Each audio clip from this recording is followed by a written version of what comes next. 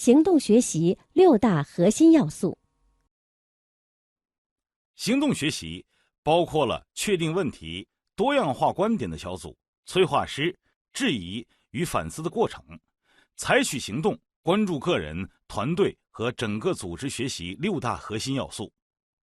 行动学习解决的是组织中实际存在的项目、挑战、任务或者问题。问题的解决能够给组织带来显著的收益，并能给参与者带来学习机会。请过目，这是我和布莱德对接各个部门后汇总上来的他们目前在实际工作中遇到的一些问题。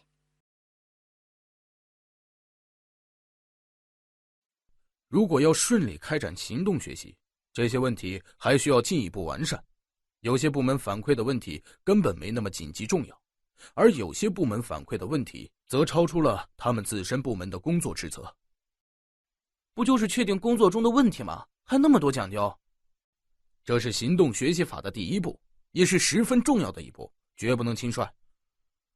在选择任务和问题时，必须具备以下几个条件：这个问题对组织机构和个体很重要，问题困难具挑战性，问题需要行动学习团队来解决，必须是可实行的，且要在团队的权利与责任范围内。明白，我们回去再仔细梳理。组建行动学习小组是行动学习的核心，通常由持多样化观点的4至8人组成。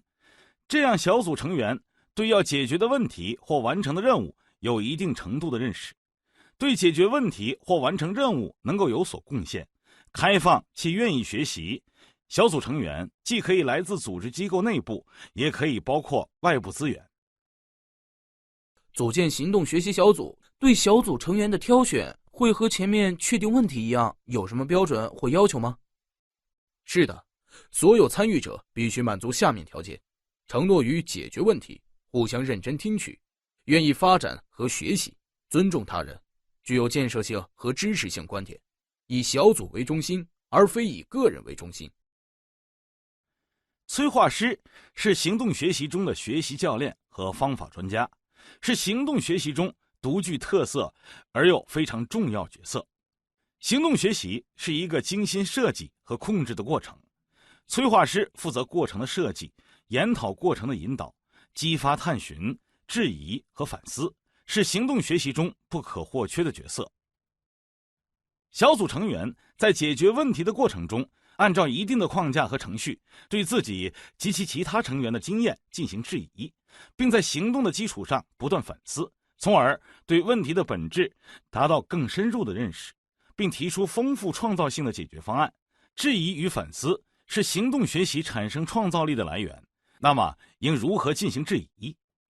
质疑应具备以下特性，包括开放性、影响力、反思性、穿透力、新颖性、建立联系、澄清问题、开辟新路、分析性。开放性让回答的人有很大的自由度去决定如何回答，例如，你是如何做出这个决定的？影响力，邀请小组成员分享对问题的感觉，如你对这一问题感觉如何？反思性，鼓励陈述者关注细节，引发思考，如你刚才提到你和经理之间存在问题，是什么问题？什么样的问题对你是最有价值的？穿透力，让小组成员更深刻或从更宽的视角思考问题，如为什么会发生这件事？新颖性，挑战基本假设，问一些看似愚蠢的问题，如为什么一定是那样？你说是指什么？你做过这样的尝试吗？建立联系，有助于建立系统的观点，如这些行动的后果是什么？澄清问题，进一步阐述和解释，如你是说吗？你能做进一步的解释吗？开辟新路，开辟新的思路和观点，进行新的探索，如你是否想过这样的资料是否有助于？分析性，深究原因而不是局限于现象，如为什么会发生这样的事？又应如何进行反思？反思时应注意以下技巧：一、放慢思考的过程，认识并完善每个人的思维模式。思维模式表现为一系列的想象和假设，这些想象和假设决定了我们如何思考问题，如何采取行动。人的思维模式的局限性往往成为人解决问题的最大障碍。通过催化师和小组其他成员的质疑，以他人为镜，个人就可以发现自己思维模式的问题，并通过学习其他成员的经验来完善自己的思维模式，这样人思考问题的能力就会提升。2.